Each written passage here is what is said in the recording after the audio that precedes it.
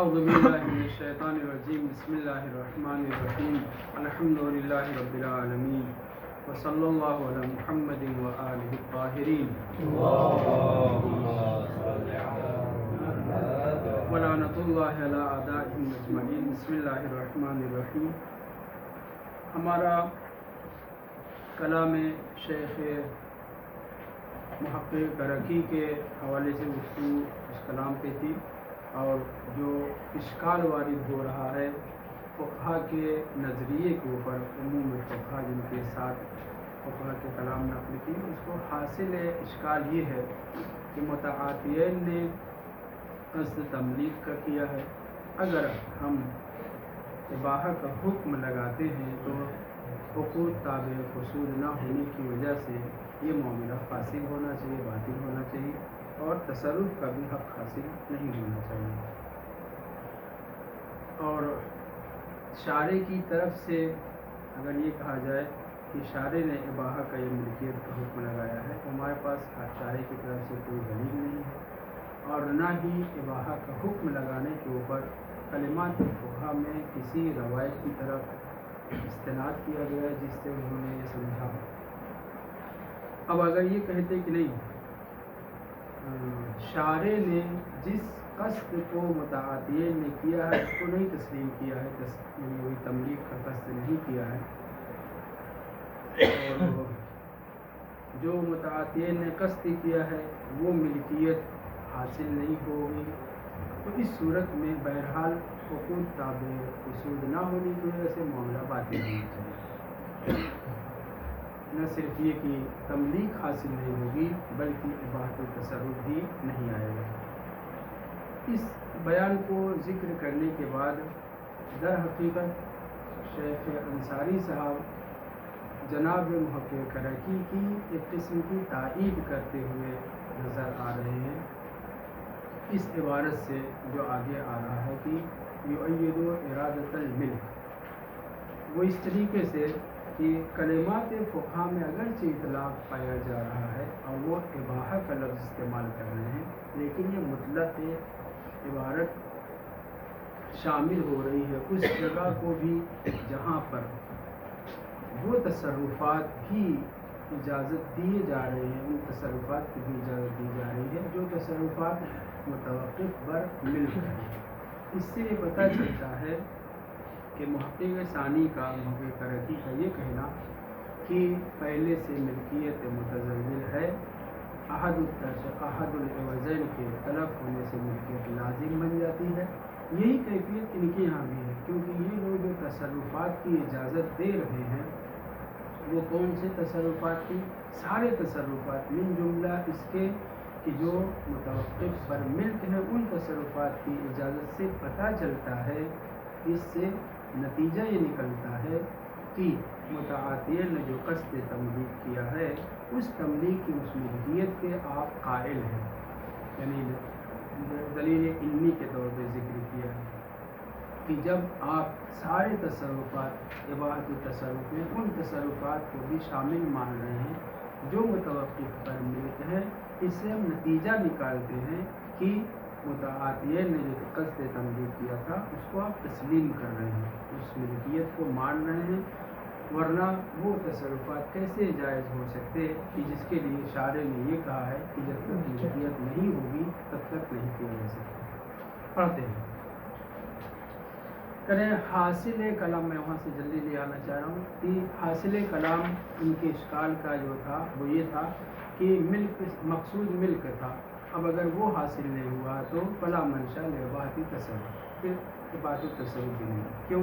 اس لیے کہ اباحت اگر مالک کی طرف سے انہوں نے جو قصد کیا ہے فالمفہوم لم یصدر منہ الا التملیک، آپ یہ جو مالکیت کی بات، اباحت کی بات کر رہے ہیں، یہ تو ایسا نہیں ہے، مالکین نے جو قصد کیا وہ اباحت تملیک کا کیا ہے، وَإِنْ كَانَتْ مِنَ الشَّارِعِ، اور اگر یہ آپ کہیں کہ نہیں شارع کی طرف سے یہ اباحہ ہے فَلَيْسَ عَلَيْهَا دلیل، اس کے اوپر ہمارے پاس کوئی دلیل نہیں ہے۔ وَلَمْ يُشِرْ كَلَامُهُمْ بِالِاسْتِنَادِ إِلَى نَصِّ ذَلِكَ، فقہا نے جو اباحہ کا حکم لگایا ہے ان کے کلام میں اباحہ کا حکم لگانے کے اوپر کوئی نص موجود نہیں، کوئی روایت نہیں ہے جس کی طرف استناد کیا ہو۔ یہاں سے مع ان الشارع الغاء الشارع للأثر المقصود وترتب غیرہ، اور اگر یہ کہیں کہ نہیں، شارع نے جو اثر مقصود ہے یعنی متعاطیین نے کس چیز کا قصد کیا ہے، تملیغ کا، اسے تو شارع نے ملغا کر دیا، اس کو تو تسلیم نہیں کیا ہے۔ وترتب غیرہ، اور جو غیر مقصود ہے وہ کیا ہے، اباحہ، اباحۃ التصرف، اس کو مترتب کیا ہے، تو یہ بعید جدا،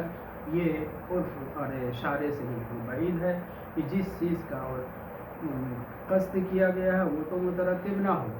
جو اثر حاصل ہونا چاہیے وہ مترتب نہ ہو، اس کے الزام نہ کرے شارع، اس کو ملغا کرے، اور جو مقصود ہی نہیں ہے اس کو مرتب کرے، بعید جدا۔ مع ان التأمل فی کلامہم یؤتی ارادۃ الاباحۃ المالکیہ لا الشرعیہ، جبکہ اگر غور کیا جائے کلام فقہا میں جو انہوں نے کہا ہے کہ اباحہ ہے، اباحہ ہے، اس اباحے سے انہوں نے کس چیز کا قصد کیا ہے، وہی جو مالکین نے یعنی بائع و مشتری نے قصد کیا اس کو مراد لینا چاہ رہے ہیں، نہ کہ شارع کی طرف سے۔ دیکھیے یہاں پہ مثال دی جاتی ہے حق المارہ کی، شارع نے یہ کہا ہے کہ اگر انسان سفر کر رہا ہے اور کوئی بڑا باغ، سمندر، نہر، بڑی چیزیں، اس سے راستہ چلتے وقت جو کوئی چیز ہے وہ مل جائے، پھل ہے، تو وہ گرا ہوا وہ کھا سکتا ہے، شارع کی طرف سے اجازت ہے، بھلے ہی مالک مثلا اس کے بارے میں پتہ نہیں کہ راضی ہے یا راضی نہیں۔ حق المارہ، یہ حکم جو کس کی طرف سے ہے، شارع کی طرف سے ہے، واضح بڑی بات، یعنی چلتے ہوئے پھل گرا ہوا ہے، بڑا باغ ہے یا نہر ہے، اسے پانی پینا ہے، یا عمومی چیز جو ہوتی ہے، اگر اس کا کوئی مالک ہو وہ راضی نہ ہو، بھلا راضی ہے یا راضی نہیں ہم کو اس کا علم نہیں ہے، لیکن شارع نے ہم کو تعبداً ہم کو یہ حکم دیا ہے کہ ایسے امور کو استعمال کیا جا سکتا ہے، یہ حق بنتا ہے شارع کی طرف سے اجازت ہے۔ یہاں پہ یہی کہنا چاہ رہے ہیں کہ شارع کی طرف سے تعبداً اگر یہ حکم ہوتا کہ اباحۃ التصرف ہے تو وہ تسلیم کیا جاتا، لیکن شارع نے ایسا کوئی حکم نہیں لگایا ہے۔ علماء کا جو حکم ہے اباحہ کا، یہ اباحہ کون سا، جو مالکین نے قصد کیا تھا، تملیغ کی نیت کی تھی، تسلط کی، ایک دوسرے کو مسلط بنایا تھا، وہ مراد لے رہے ہیں۔ تو یہاں پہ اس کے لیے ہمارے پاس اس پہ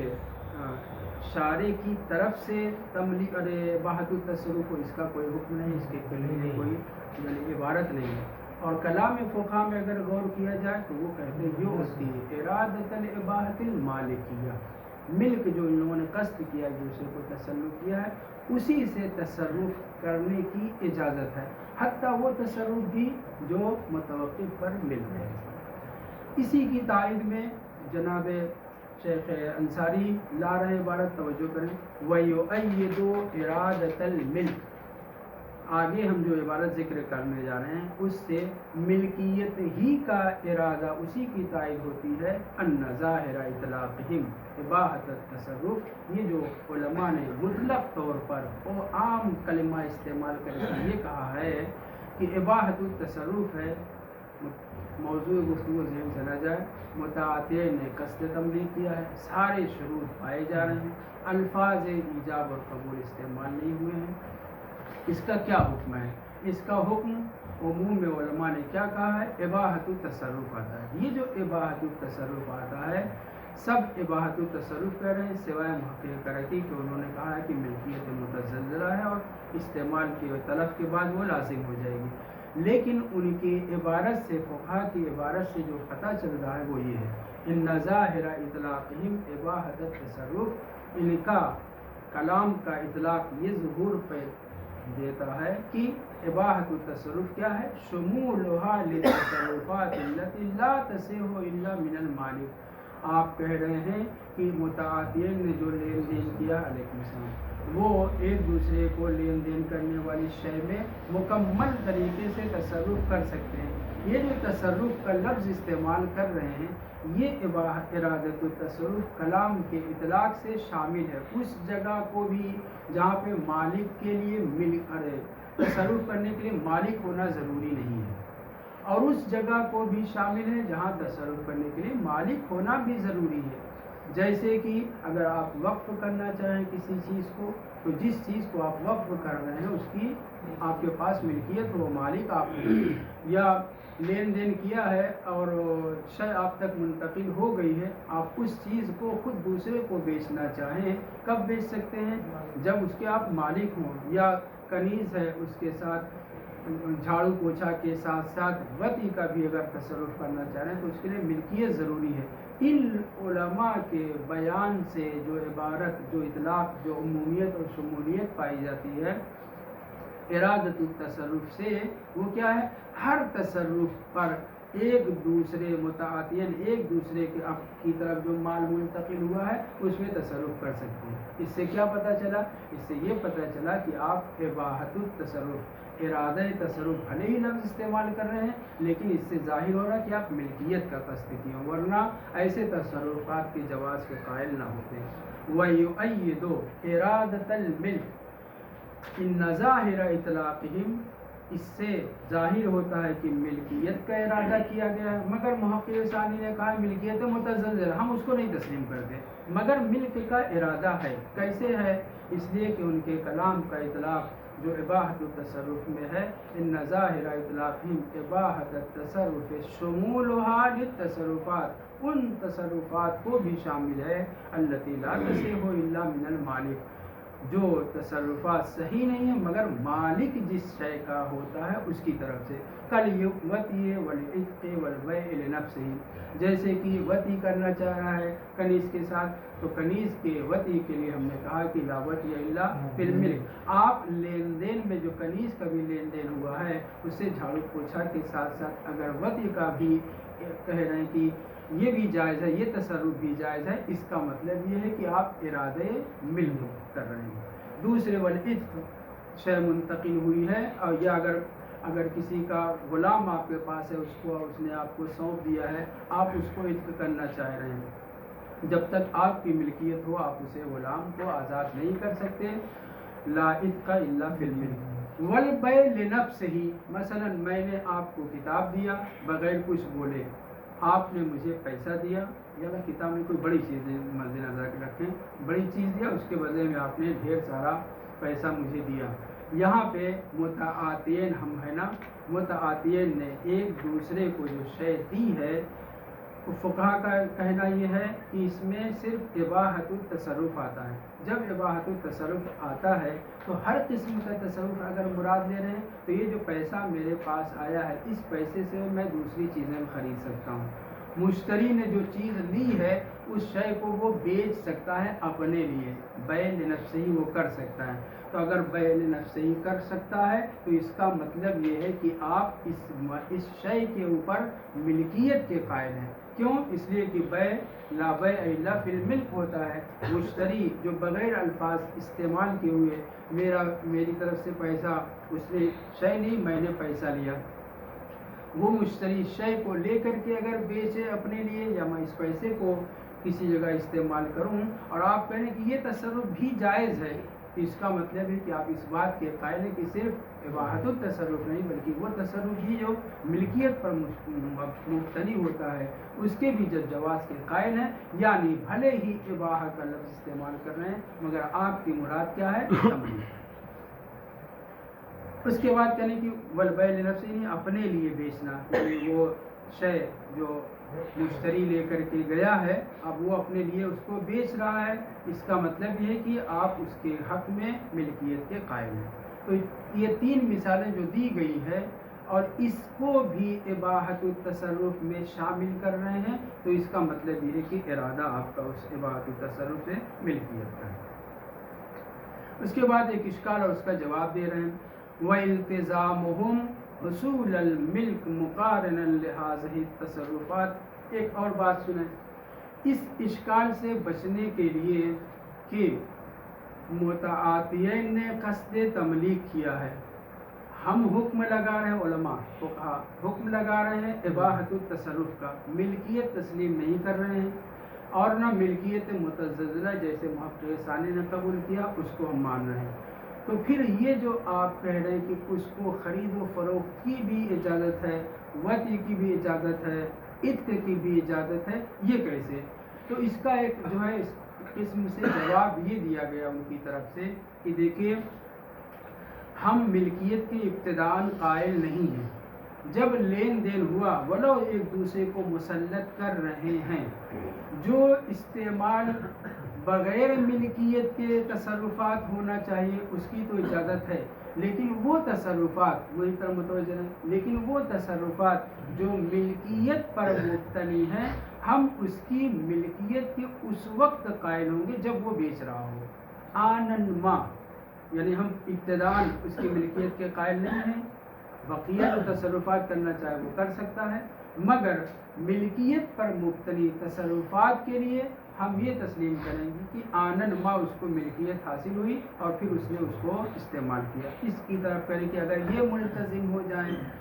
وَالْتِزَامُهُمْ فقہا کا اس کا پابند ہو جانا کہ ملکیت حاصل ہوتی ہے کب، مقارناً لہٰذِهِ التصرفات، ہذہ تصرفات سے کیا مراد ہے، وہ تصرفات بھی جو ملکیت پر مبتنی ہیں،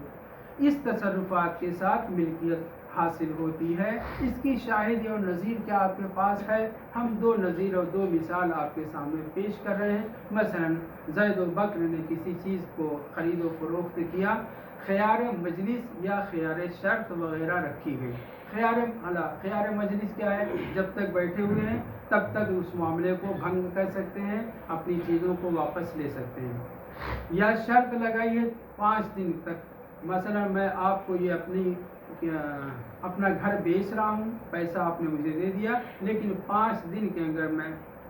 پشیمان ہوا، مجھے نہ بیچنا ہوا تو میں آپ کا پیسہ واپس کر دوں گا، آپ مجھے اپنی میرا گھر واپس کر دیجیے گا۔ یا اسی طرح کے چھوٹے بڑے معاملات جو کہنے کی جس جگہ پہ خیار شرط ہوتا ہے اس شرط کے تحت لین دین کو توڑنے کا، رجوع کرنے کا حق ہوتا ہے، صحیح، یا مجلس، خیار مجلس کم سے کم گھنٹہ 2 گھنٹہ بیٹھے ہوئے ہیں، ہم اس کی سے عدول کر سکتے ہیں، اپنے معاملے کو باطل کر سکتے ہیں۔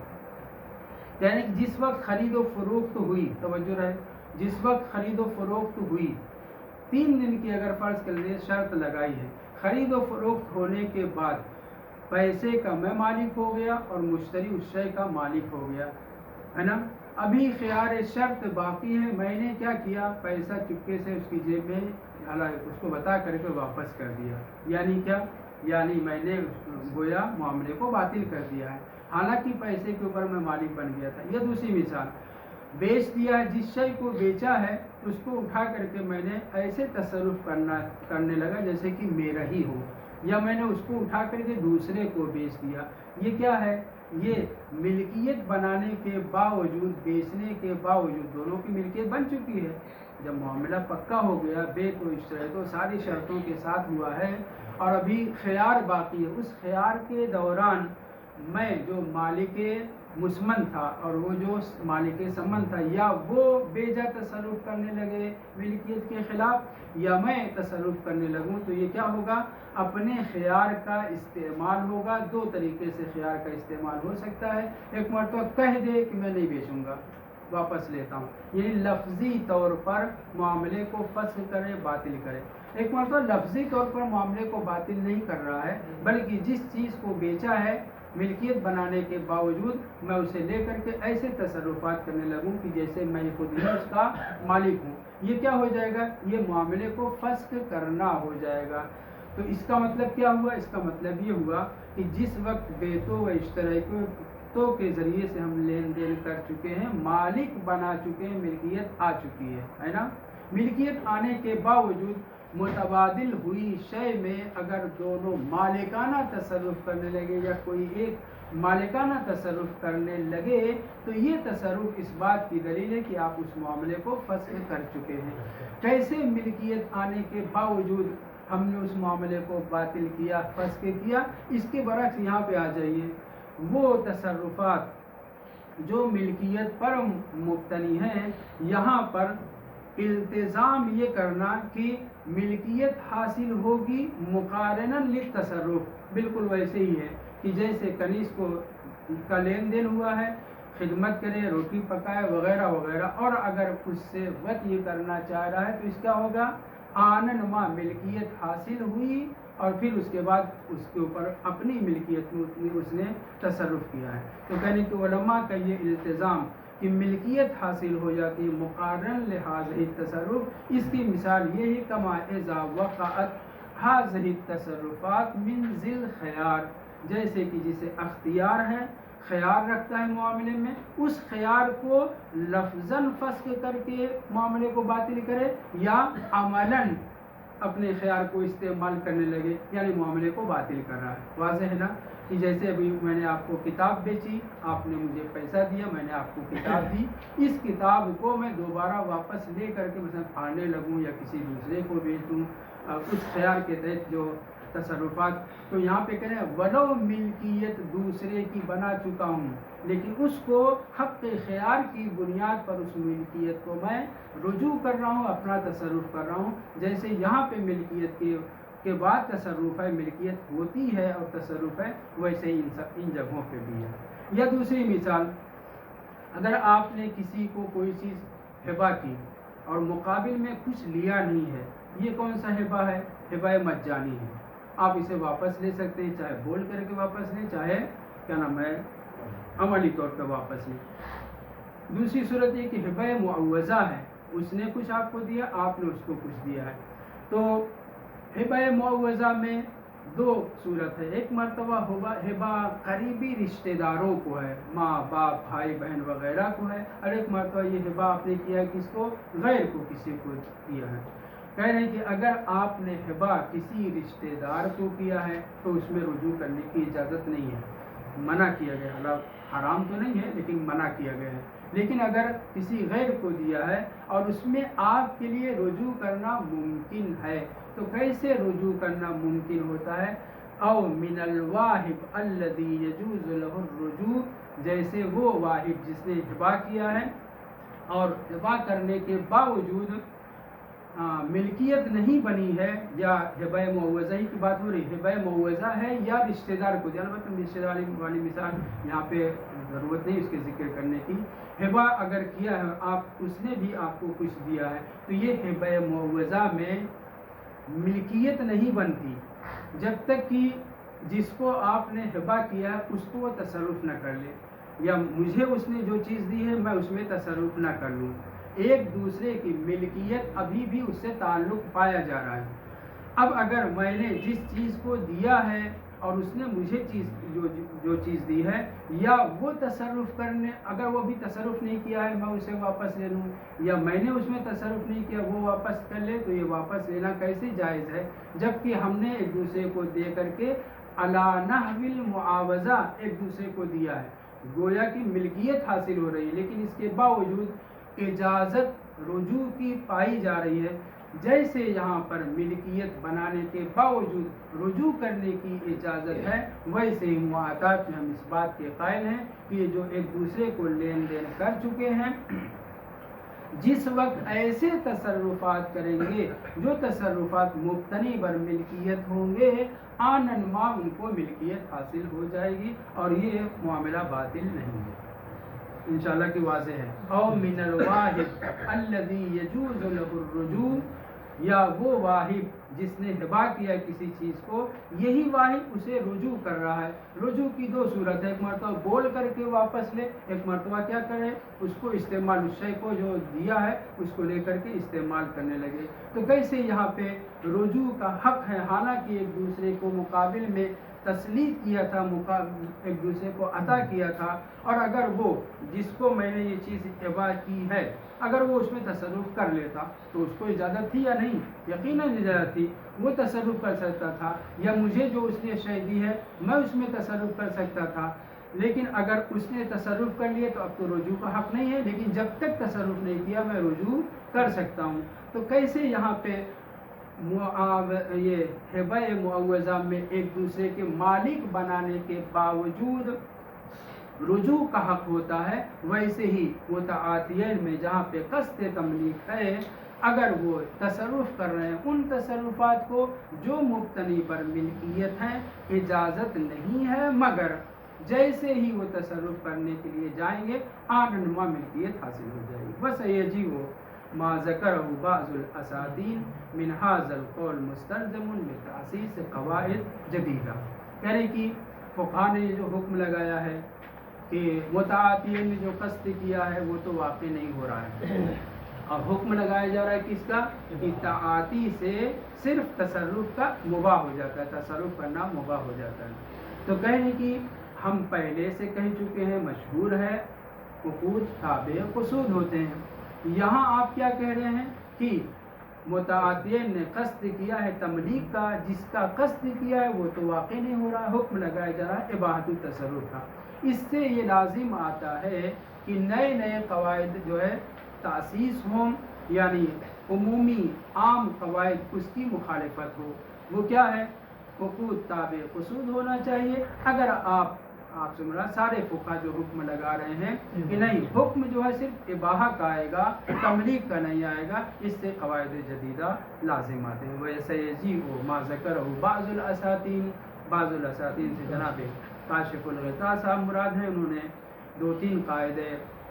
کے سلسلے میں ذکر کیا ہے جو ہم آگے پڑھ رہے ہیں. ان کا کہنا یہ ہے کہ ھذا القول، ھذا القول سے مراد کیا ہے؟ متعاطین کا قصد تملیک کا ہے، حکم لگایا جا رہا ہے کس چیز کا؟ اباحہ کا. یہ قول مستلزم لتاسیس قواعد جدیدہ، کچھ جدید، اس کی تفصیلات آگے آ رہی ہے، لازم آ رہا ہے اور یہ درست نہیں. لیکن الانصاف ان القول بالتزامہم لہذہ الامور،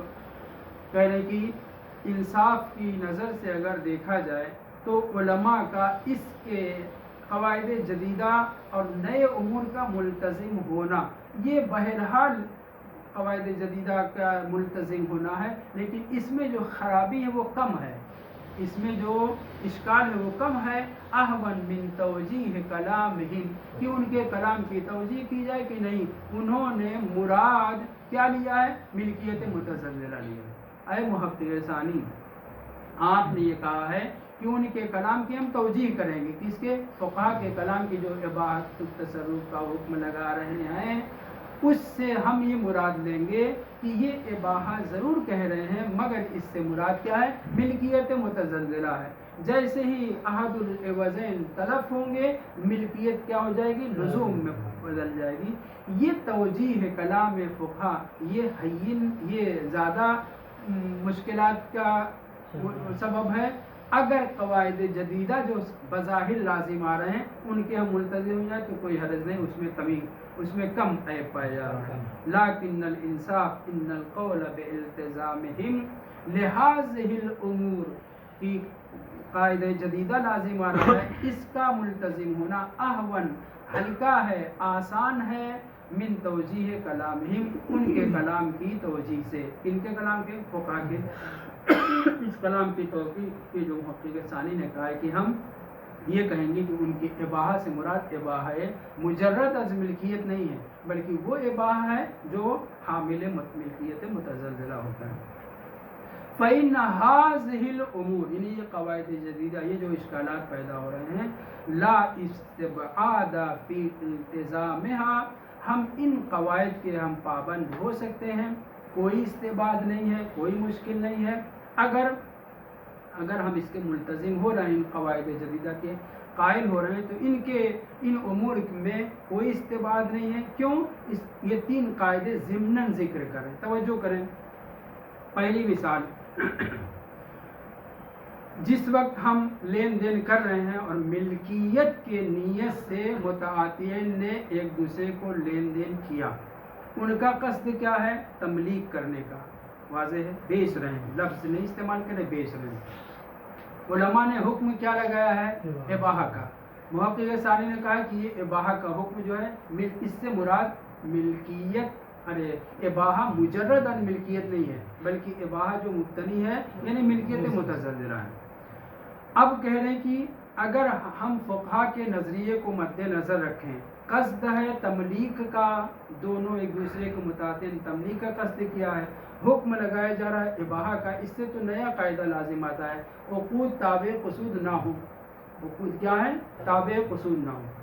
ہم کہیں گے کہ یہ جو متعاطین نے لین دین کیا ہے ملکیت کی نیت سے، اور یہ جو اباحہ کا حکم لگا رہے ہیں وہ اس لیے لگا رہے ہیں کہ जिस वक्त नक़ल व इंतकाल माल इधर उधर हुआ, अब इस नक़ल व इंतकाल में एवज़ व मौवज़ की सारी शर्तें पाई जा रही, मुतबायन की सारी शर्तें पाई जा रही, सेगा इस्तेमाल नहीं हुआ है। सेगा इस्तेमाल ना होने के बाद हम ये सोच रहे हैं कि आया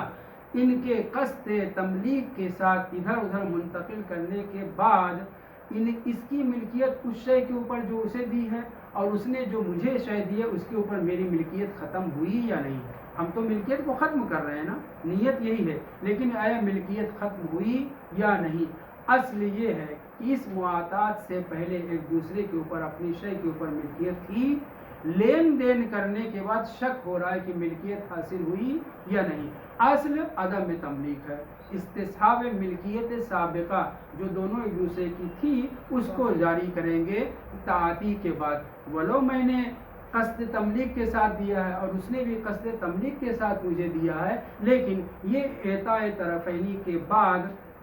शक हो रहा है कि मैं अपनी शय का मालिक नहीं रहा या अभी भी बाकी हूँ। पहले मालिक था, एताए तरफ़ैनी के बाद शक हो रहा है कि मालिक हूँ या नहीं। कह रहे हैं कि इज़ा इक़्तज़ा अल अस्ल अदम मिल्कियत, यहाँ पे असल क्या है, तकाजा कर रहा है अदम मिल्कियत का, क्योंकि पहले से मिल्कियत मेरी थी अपनी शय के ऊपर और उसकी अपनी शय पर मिल्कियत थी। ताती के बाद हम शक कर रहे हैं कि मेरी मिल्कियत अपनी शय के ऊपर और उसकी मिल्कियत मेरी शय के मेरे पास जो शय है उसकी वो बाकी है या नहीं है। आया मिल्कियत बनी ताती से या नहीं, ये कहना चाहिए। ताती करने से एक दूसरे की मिल्कियत बनी या नहीं, असल अदम मिल्कियत है और साबिक़ा मिल्कियत जो थी वो बाकी रहे। यानी कि फ़ैन हाज़िल उमूर ला इस्तिबाद फ़ी इल्तिज़ामिहा, ये क़वाइद जदीदा जिसे आप कह रहे हैं इसके मुल्तज़िम होने में कोई इस्तिबाद बोध नहीं पाया जाता। इज़ा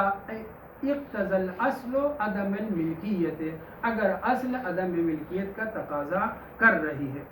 ये हो गया एक अम्र, वो था इस्तिस्हाब का। हम यहाँ पे शक कर रहे हैं, एताए तरफ़ैनी किया है, मालिकियत दी है, मिल्कियत दी है एक दूसरे के ऊपर, लेकिन ये मिल्कियत हासिल हुई या नहीं हासिल हुई, इस्तिस्हाब करेंगे किस चीज़ का, अदम मिल्कियत का। पहले मैं मालिक था उस शय के ऊपर देने से पहले, अब मैं देने के बाद शक कर रहा हूँ कि मेरी मिल्कियत उसके ऊपर बाकी है या बाकी नहीं है। मिल्कियत को इस्तिस्हाब करेंगे कि हाँ मिल्कियत अभी भी बाकी है।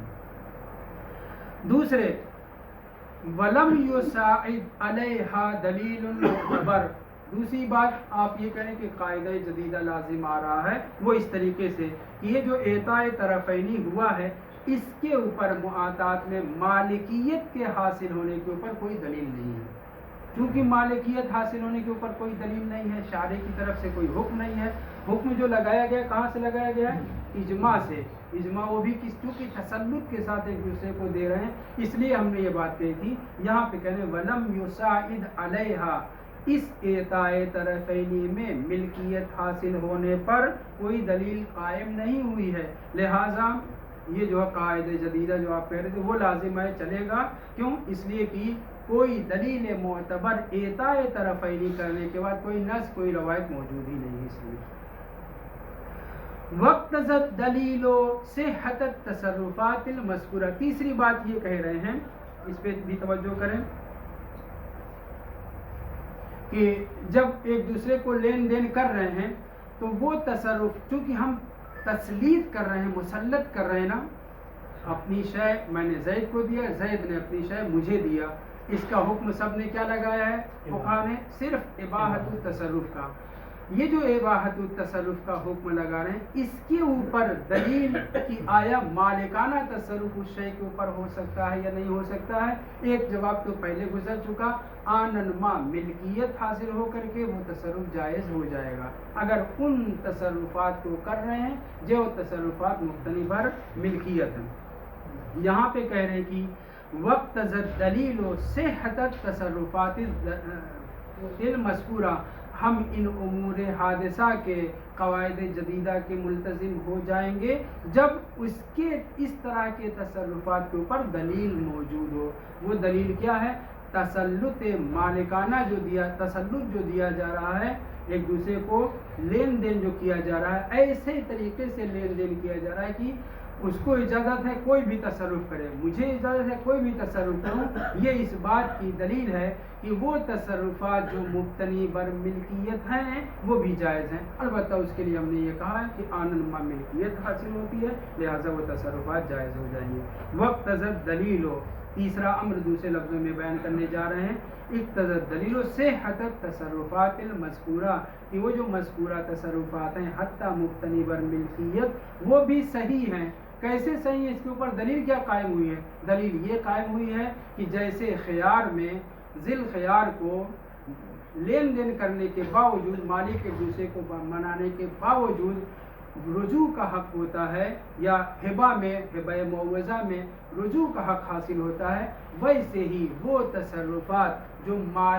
ملکیت کے بعد ہوتے ہیں اگر ہم اس کے قائل ہوئے تو وہ بھی درست ہے۔ والحمدللہ رب العالمین۔ یہاں پہ مزید تھوڑا سا اور وضاحت کی ضرورت ہے،